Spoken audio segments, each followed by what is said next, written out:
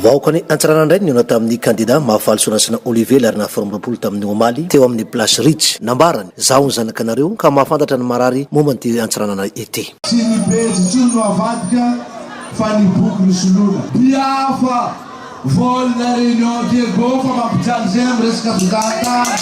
za tsy ana numéro 2 aleo za na numéro 1 mihitsy biaka za afaka hitarakara vahoakanaka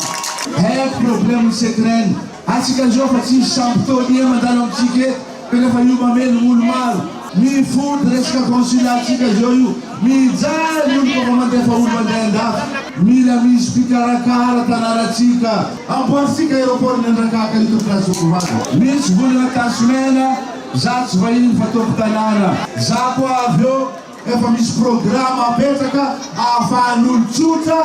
mitramboly amin'ny 7 novembre azao fiditsika iny